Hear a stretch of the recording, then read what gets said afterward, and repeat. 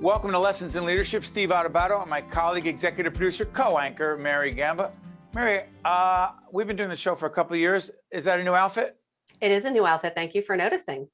You look wonderful, as always. Thank you. And more importantly, we have substantive leadership discussion today. We'll talk about our funders and our partners a little bit later, because I want to get right into this conversation as we do this program. Listen, you don't know when we tape these shows because they air later. This is the morning after the Super Bowl. Alvin, does anyone know what, I don't know, it doesn't matter which Super Bowl it is, but it was a great Super Bowl. We're going to be talking about teamwork and leadership, collaboration. It's not about me, it's about we. And in that spirit, let me introduce our good friend, Linda McHugh, who's Executive Vice President, Chief Experience and People Officer at Hackensack Meridian Health. Good to see you, Linda. Good to see you. Thanks for having me. Linda, we will not be breaking down the Super Bowl, I promise. We will be talking about leadership. We, right out of the box, let me disclose that Stand and Deliver has a long-standing relationship with Hackensack Meridian Health. We facilitate and coach a physician leadership academy at HMH, and they have been a long-time partner of ours. Linda, let me jump right into this, then Mary will get in. Biggest issue for us these days in 2022, not just attracting talented people to our team, but keeping them. Is it us? Oh, I don't think it's us. I mean, we've seen in the news the Great Resignation, but I do believe we have work to do to continue to retain our top talent.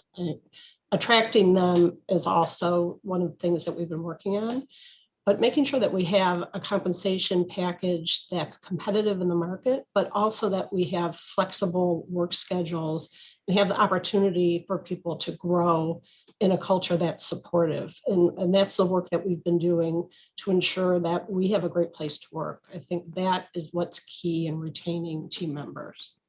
Great. Mary's got a lot of thoughts on this as well. Yeah, Mary? definitely. So Linda, we have a very small team. Specifically, we have about 8 full-time people. We've got a ton of freelancers and great people behind the scenes. But in a larger organization like Hackensack Meridian Health that has thousands and thousands of team members, how do you stay connected? How do you truly hear the voices of your team to make sure that you're truly meeting their needs? Yeah, it's a difficult thing to do, but we use a couple tools. So we do an annual engagement survey. It really talks about overall experience of the team members. And in addition, we do a pulse. And then we have data at the leader level of how the team members are feeling. And we work in focused areas, 3 in particular. One I think is most important, which is communication. So ensuring transparency and communicating, particularly over the past 2 years in this kind of roller coaster that we've been through for our team members, making sure that we have a consistent message and that they have a voice in any decisions that are made that impact them and their work. In addition, celebrating and recognizing when they do a good work. So, you know, our healthcare team members have been on the front lines for 2 years now, and they've really been feeling the stress. At the beginning, we were celebrating them as heroes. More frequently, recently, we've seen a lot of anger directed at healthcare in general, because people, I think, just are on the edge after 2 years of COVID. Mary, and this is probably coming from both of us. Dr. Amy Freeman, who was on Lessons in Leadership, Chief Wellness Officer for HMH, Hackensack Meridian Health. Mary and I talk about wellness, struggle with the issue of wellness and its connection to leadership. We try to do everything we can, not just for ourselves, but our team members. But again, at HMH, it's a huge issue, not just for physicians and nurses, but for everyone. How do you actually create a, quote, culture of wellness in such an important and large organization in the healthcare world? Yeah, I think it's really important for us to acknowledge the feelings that team members have and not expect that they're always going to be at the top of their game, and that we have to figure out ways to support them to ensure that they can maintain their empathy and compassion to take care of patients. We need to make sure we can find ways to support them, whether it's allowing them to take PTO, even though our staffing situation might not always allow it, but making room for them to have time to themselves and encouraging that balance for them, I think is key. Mary, by the way, as you jump back in, Bob Garrett, the CEO of the entire organization, I remember, Mary, do you remember this a few years ago when HMH opened up it's not just a gym, but a huge fitness facility up in Bergen County with the football giants. HMH partners with the football giants. That is just a piece of it because so many HMH physicians, excuse me, not just physicians, but employees go there. Bob does as well. But Mary, setting the tone for wellness, I don't even want to say from the top, but across the board, Mary? Yeah, no, it's definitely challenging. And we are constantly reminding our staff, if you need to take that time to, Steve and I always talk about and joke that every day, if I don't walk my dog, I just don't feel complete. I need to get that time away. And we try to encourage our team to do that as well. Shifting gears just a little bit, especially with the issues of wellness being 2 years plus or into the pandemic by the time this airs, talk a little bit how you can still be a transformational, a visionary leader when you're really focusing on, okay, we always say drinking out of a fire hose, but how do you then also focus on the bigger forward thinking of being a leader in an organization? Yeah, thank you. One of the things that we've been focusing on at HMH is the leader as a coach. So you mentioned teams before, and certainly we saw a great game last night that teamwork it can prove what you can accomplish. And part of the strategy around the coach as a leader is ensuring that the leaders see themselves as change agents, that they invite new ways of thinking. And I think that's one of the keys around transformation. So flexible work schedules, more part-time versus full-time at the bedside, allowing team members to create their own schedules. So really thinking differently around the work than we have before. And then I think as part of the coach model, in addition, is being an authentic leader. So really leading with your strengths and celebrating other strengths and recognizing and acknowledging that some days are better than others. And then lastly, I would say being highly reliable. So really being accountable to others for the outcomes and accountable to each other. And those are encompassed in what we're calling the coach model that we're rolling out for all of our leaders. Linda, really well said. And when we finish up this segment, Mary and I are going to talk a little bit about what you just said about vulnerability. Mary, I always think about this. I don't want to open up the Pandora's box here with Linda, but I try to find, we all as leaders try to find the balance between being vulnerable, letting our team members know when we're feeling whether fear, anxiety, insecurity, not sure about the future, but at the same time coming across as confident, we got this. And I often wonder, and Mary and I will talk about this, are we sometimes having to fake it until we make it? That's another story. But Linda McHugh, who's the Executive Vice President, Chief Experience and People Officer at Hackensack Meridian Health, a great partner of ours, and we look forward to continuing to develop and coach, as Linda said, not just the physician leaders, but so many other leaders within the organization. Linda, thank you so much for being with us. And by the way, check out Lessons in Leadership, a previous segment we did many with Bob Garrett, the CEO. Thank you, Linda. Thank you. I'm Steve, that's Mary. More importantly, that's Linda. We'll be right back after this.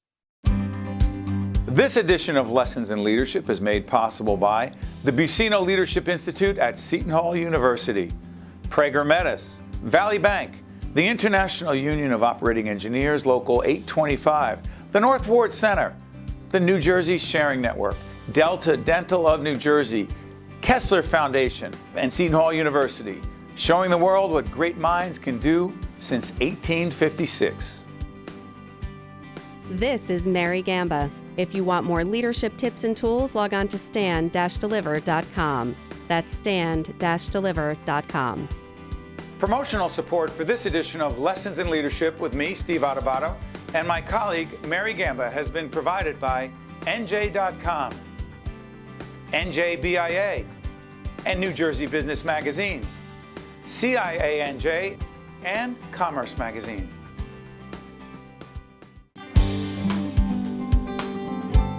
Welcome back to Lessons in Leadership. Steve Adubato, Mary Gamba. We're about to introduce our good friend Anthony Russo in a second. I want to thank Linda McHugh and the folks over at Hackensack Meridian Health, one of our longtime partners. We do a great physician leadership academy over there. If I must say so myself, it's been it's really, talk about rewarding, Mary. How great are those people? It's amazing. It's inspirational.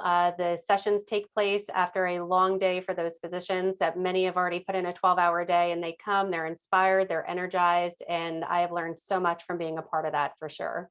Yep, and I love how people said they were our heroes, and somehow they no longer were heroes, which is ridiculous. The doctors, nurses, respiratory therapists, talk about leaders who put their lives on the line for other people. Let's shift gears dramatically. We have our good friend Tony Russo, President, Commerce. Tony, there was no segue there. Don't worry, I didn't have one. Tony Russo, President of the Commerce and Industry Association of New Jersey, also the CEO and publisher, Commerce Magazine, one of our longtime media partners. And hey, how you doing, Tony? Good. How are you, Steve and Mary? Thanks for having me today. We're taping this on Valentine's Day. It'll be seen later, Tony. Let me Okay. ask you a question. With all the things that you have to juggle, leading CIANJ, on Valentine's Day, what do you tell yourself I have to make sure I do today? On Valentine's Day, well, I took care of that over the weekend, Steve, because I have 2 daughters and a wife, and I made sure I knew it was going to be a late day today, traffic. You know, I live down the shore, so I made sure that we took care of Valentine's Day yesterday before the Super Bowl. So, Mary, what does it say that I called a couple of florists, I texted and did some things for my mom and my wife today, but Tony planned days before? Oh, What is- I think it's not even late than never. It's still Valentine's Day. It'd be one thing if you were doing it tomorrow, Steve, but the fact that you did it today and that you thought to do it, Yeah. it's fantastic. I love it. I'm not- I think it's great. I'm not looking for credit. I'm just saying Tony's a planner. That's all I'm going to say. Tony, let me ask you, Tony, you've been with us so many times. I'm curious about this. Your leadership style, your philosophy and your approach every day comes from what 1, 2, or 3 key parts of your life? definitely my culture, the way I was raised, Italian American. My mom and dad actually came over from Naples, just like I'm sure, Steve, your background. And Okay, it hold was on, Tony, you ready? Our family's from Avellino. Your family from? Benevento. So. There it is. I'm sorry. Go Very ahead. close. I apologize. Yeah, very close. So, you know, growing up, my father, my mother instilled the work ethic. You know, you have to work hard. Don't take anything for granted. Take care of your friends and family. Treat them with respect. And I always stay true to that, you know, no matter what I do. You have to respect the people that work with you. You have to respect the people that you work for. And if you do that and you listen to them and you have that empathy, I think things will always go well. And you have to be a good planner. Absolutely, especially around certain holidays. Real quick before Mary jumps in, the issue of attracting and retaining talented people, a huge leadership challenge, obstacle, opportunity. Go ahead, Tony. Yeah, it's clearly a challenge that a lot of our members are facing right now. We actually had an event on it not too long ago, and I think one of our members said it right when he said, you know what, Tony, the pandemic has caused America's workforce to go through a midlife crisis. Everybody's really evaluating what they want to do, how they want to do it. And what I've seen, Steve and Mary, is over the last 2 years, I've seen a lot of our members adapt to the pandemic and adapt to what's the new workforce, the new strategies. And I think nobody's taking it for granted. When I was growing up, you know, I'm sure, you know, my parents and a lot of people I knew would always say, you're lucky to have a job, right? And a lot of employers would think that way. Those days are gone. I think now you have to take care of your employees. You have to provide that flexibility. You have to provide the benefit, whether it's fringe benefits, financial. And what I'm seeing is people are really starting to understand.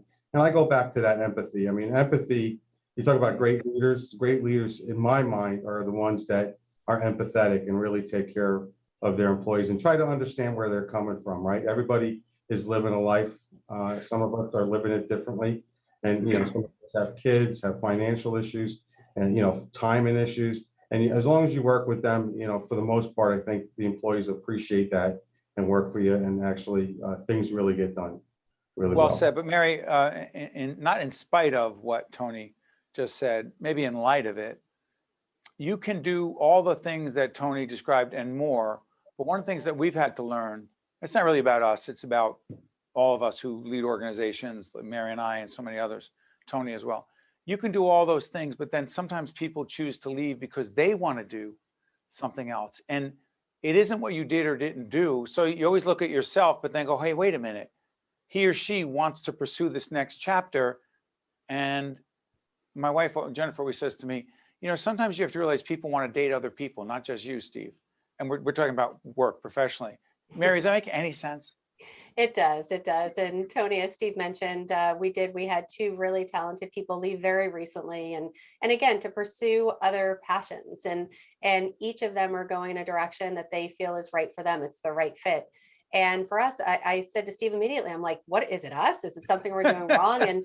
And the more people that we talk to, they say, well, it's a great resignation, but it doesn't make it easier to deal with that. And what advice do you have for leaders of organizations that may be dealing with turnover, maybe dealing with the difficulty of hiring and then retaining really talented people? What advice do you have for those leaders? Yeah, keep it simple, Mary. I think they have to stay the course, right? I think, you're right. It's sad when people that you've worked with a long time leave, but you just have to think about tomorrow, think about how do I get to a point where I meet the next person that's really going to make an impact in my life. And they're out there, right? I mean, everybody's shuffling. I mean, I call it the great reshuffle, the great resignation. Reshuffle. I like that a lot better. Mary, keep that. We're going to steal it from Tony. Go ahead. Yeah. And that's exactly what's going on. So, I mean, and I see it across the board from a lot of our members in a lot of the sectors. I mean, people, are switching, banks or law firms, and it's different, but to that each individual, they're making that decision for themselves, and so you have to respect that. So I would say to our members, stay the course, use the tools that are out there, and the people will come. And Steve, can I hop in real fast? I wanted to ask Tony one thing. I know we know because we've had you on our program so many times, but for viewers that may be tuning in for the first time, just in 30 seconds to a minute, tell us about CINJ, Commerce and Industry Association of New Jersey. What is Commerce and Industry Association of New Jersey? Sure, thank you, Mary. So the Commerce and Industry Association of New Jersey has been around 95 years. It's a general business group. I'm proud of the fact that our mantra is really all about free markets, free enterprise. We believe in that entrepreneurship. We believe in that, innovative, business person, whether it's a man or woman that wants to come and make a difference. And we represent about 950 companies or so from across every sector. And that's really what I love about my job is I don't come in just talking to bankers. Each day I'll talk to a banker, a lawyer, an accountant. We have the hospitals as members, insurance companies, utilities, and really just to talk from each sector and to see when we talk about leadership qualities, it doesn't matter what sector you're going to be in, you're going to use those leadership qualities.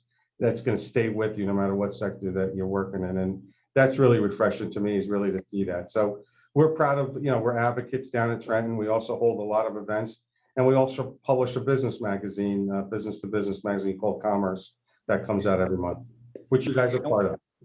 Yeah, we are part of, and we're honored to be a part of Commerce magazine. Hey, Tony, I say this all the time to you, but the fact that we are partners matters a great deal to us. So we appreciate that partnership very much.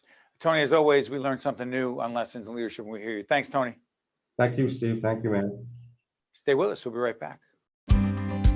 This edition of Lessons in Leadership is made possible by the Buccino Leadership Institute at Seton Hall University, Prager Metis, Valley Bank, the International Union of Operating Engineers, Local 825, the North Ward Center, the New Jersey Sharing Network, Delta Dental of New Jersey, Kessler Foundation, and Seton Hall University, showing the world what great minds can do since 1856.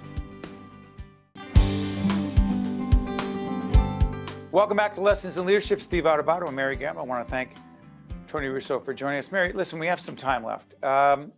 We always tell people, we try to tell people, those who watch us on, and that's not just your dad and my mom. We do have other viewers. And P.S., has your dad given you any feedback? Because there's a chapter in this new book called, Mary, what's the new book called?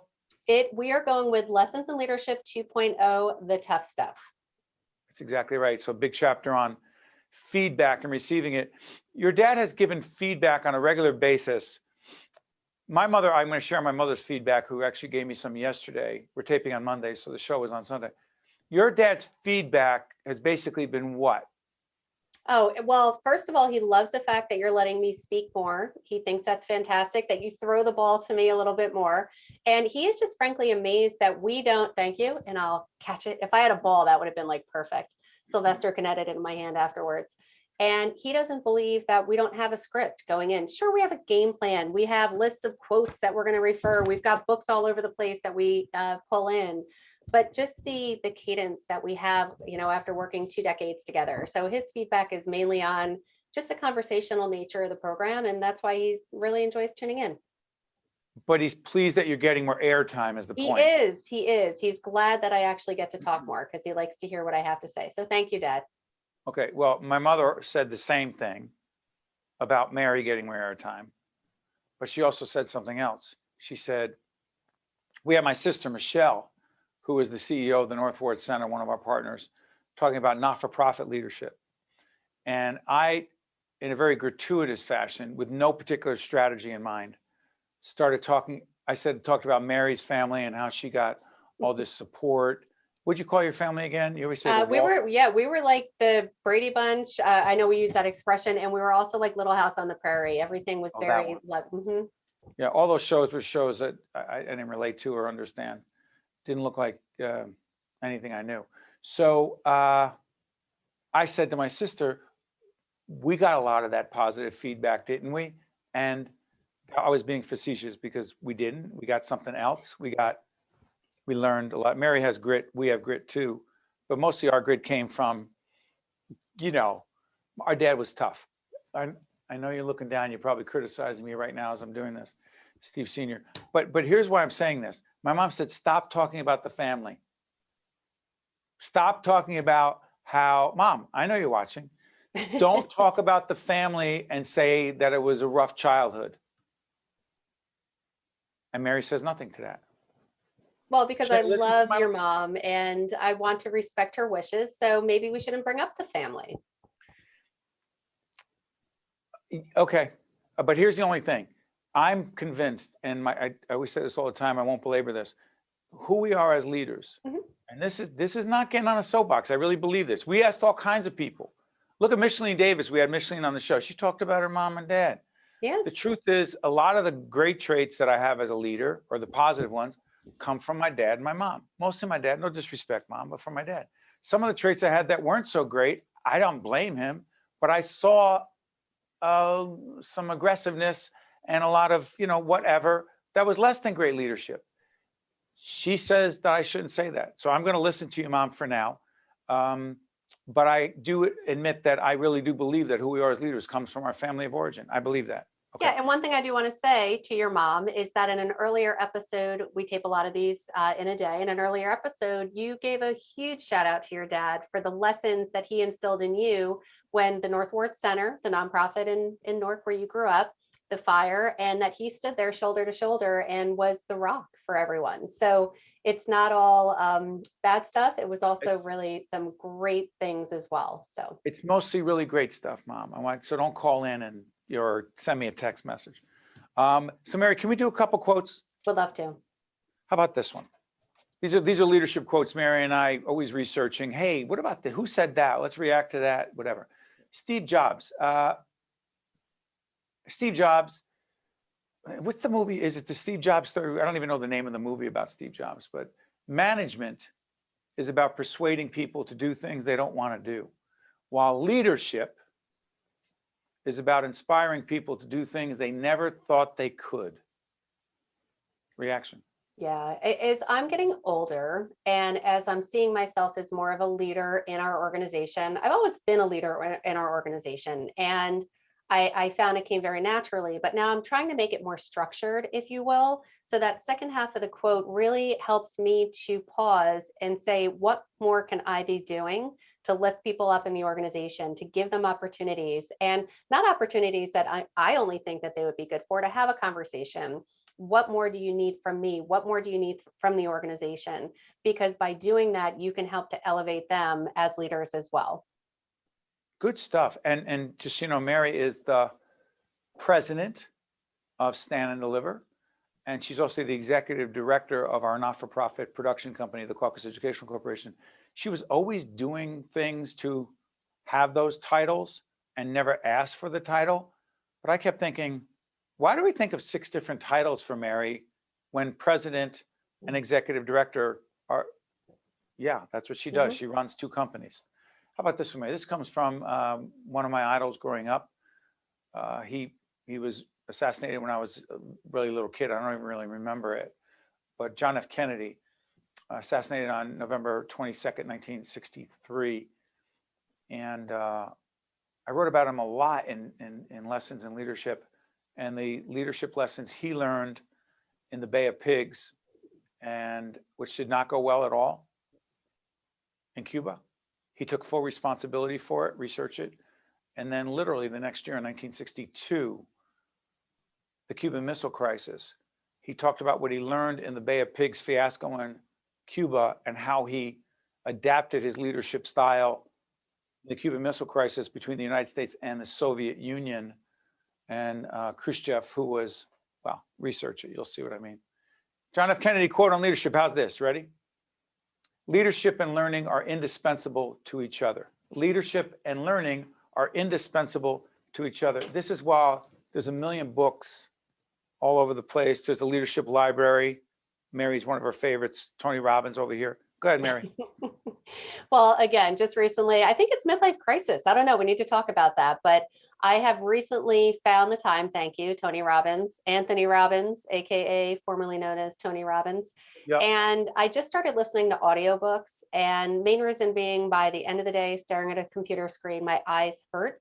And I found that I have a lot of time during the day, whether I'm cooking or cleaning or getting ready in the morning, putting on some makeup. So I've just really I've gone through 3 books in like 5 days, just listening to hours upon hours of audiobooks.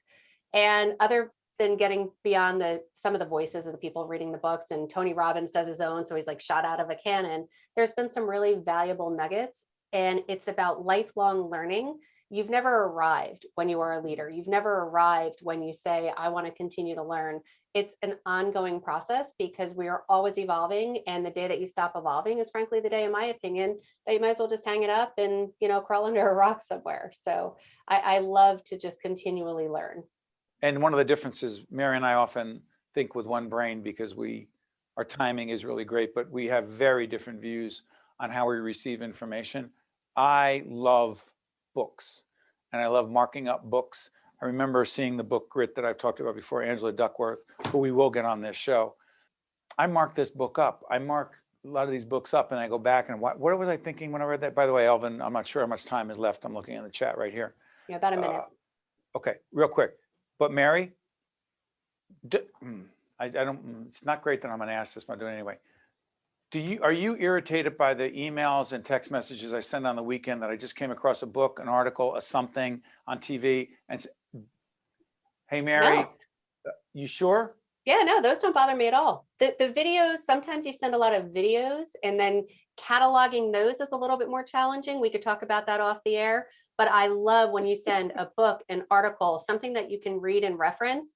Videos are a little bit trickier just because activity over impact. It's like I've got all these right on my screen right now, like 20 different videos. And got it. So, but yeah, no, I love that because sharing of that information, I've found some really great tips and tools from what you share with me. So thank you for that.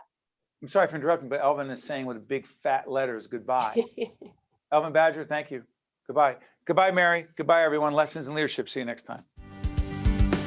This edition of Lessons in Leadership is made possible by the Buccino Leadership Institute at Seton Hall University, Prager Metis, Valley Bank, the International Union of Operating Engineers, Local 825, the North Ward Center, the New Jersey Sharing Network, Delta Dental of New Jersey, Kessler Foundation, and Seton Hall University, showing the world what great minds can do since 1856. This is Mary Gamba. If you want more leadership tips and tools, log on to stand-deliver.com. That's stand-deliver.com. Promotional support for this edition of Lessons in Leadership with me, Steve Adubato, and my colleague, Mary Gamba, has been provided by NJ.com, NJBIA, and New Jersey Business Magazine, CIANJ, and Commerce Magazine.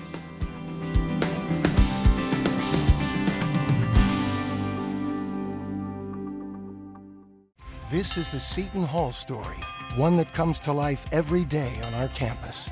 This is the place where great minds discover, innovate, collaborate, and find their true calling. This is the place where passion has a purpose, where learning inspires leading. The bonds we make, the values we teach, inspire our community to take heart and take action. This is Seton Hall University. This is what great minds can do.